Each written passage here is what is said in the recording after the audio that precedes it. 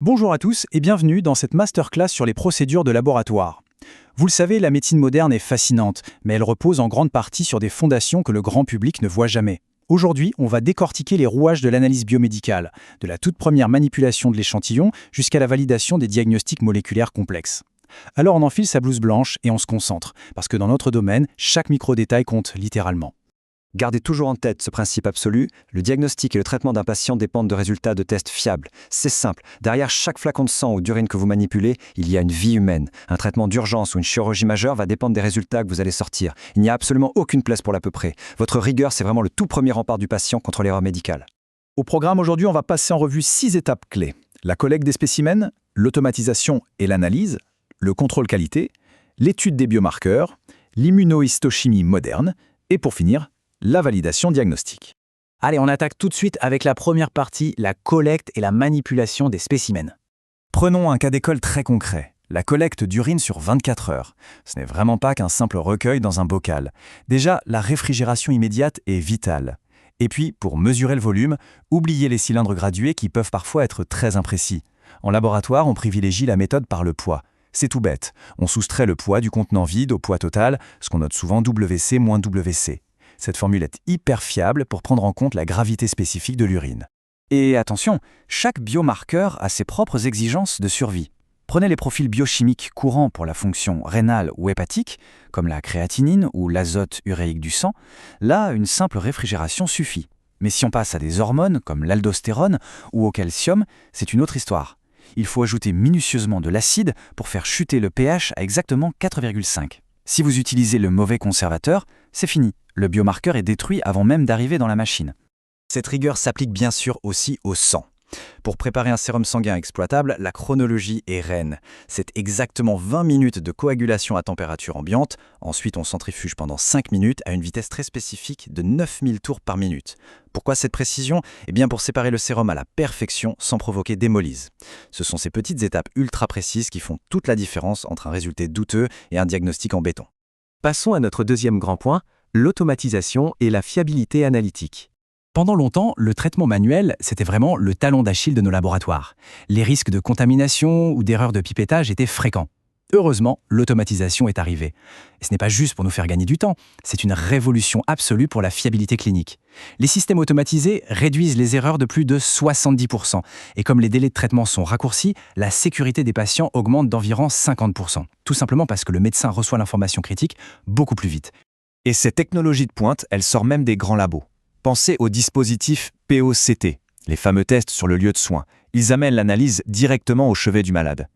En utilisant des détecteurs de signaux miniatures et des LED, on raccourcit considérablement les délais, ce qui est un véritable atout pour les équipes d'urgence. Ce qui nous amène à la troisième partie, absolument cruciale, le contrôle qualité et les erreurs à éviter. Écoutez bien ceci, car c'est le piège numéro 1. Faire une confiance aveugle aux machines. L'automatisation donne parfois un énorme faux sentiment de sécurité. Si vous oubliez d'exécuter vos sérums de contrôle chaque matin, votre appareil ne sera pas calibré. Et si vous ignorez qu'un spécimen qui stagne perd de l'urée, faussant au passage tout le profil rénal, la machine va quand même vous sortir un résultat avec beaucoup d'aplomb, mais il sera complètement faux. Nettoyer les sondes, remplacer les pièces usées, c'est notre b.a.-ba quotidien. On arrive à la quatrième étape, relier ces résultats analytiques aux pathologies cliniques du patient. Au fond, c'est quoi un biomarqueur ? C'est une empreinte biochimique que la maladie laisse derrière elle. Prenons un cas d'extrême urgence, la troponine I. C'est une protéine musculaire. Si on détecte une hausse soudaine de ses niveaux dans le sang, c'est le signal d'alarme clair d'un infarctus du myocarde. C'est grâce à cette détection ultra rapide qu'on peut orienter immédiatement le cardiologue vers l'intervention qui va sauver le patient. Un autre exemple très courant est celui de la glycémie. Le glucose est le carburant de base de nos cellules.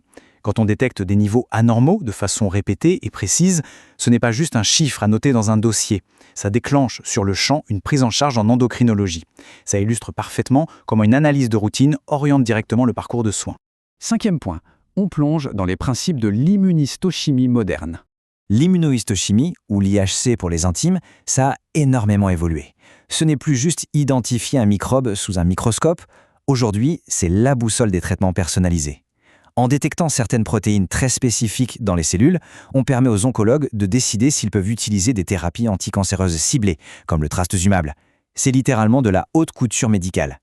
Mais attention, cette technique demande une précision chimique diabolique.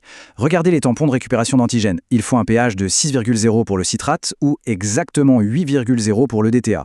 Une minuscule variation de pH et vous risquez de masquer complètement la protéine cible. Ça voudrait dire priver un patient d'un traitement potentiellement salvateur. La maîtrise de ces tampons est vitale. Enfin, 6e et dernière partie, la validation diagnostique. C'est l'ultime étape technique et biologique. On ne peut pas juste faire un test et croiser les doigts. Tout doit suivre des protocoles stricts comme les normes fédérales CLIA.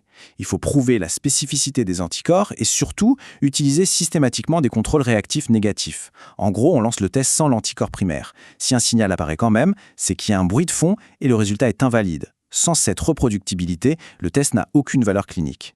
Alors, pour conclure, posez-vous vraiment cette question. Vu que vos résultats dictent l'intégralité de l'approche thérapeutique d'un patient, est-ce que les techniciens de laboratoire se contentent juste de passer des tubes dans une machine, ou bien êtes-vous les architectes de l'ombre de la survie clinique? C'est une immense responsabilité. Votre précision et votre validation scientifique sont les fondations invisibles sur lesquelles repose toute la médecine d'aujourd'hui. Gardez toujours cela en tête quand vous enfilerez votre blouse la prochaine fois. À très bientôt.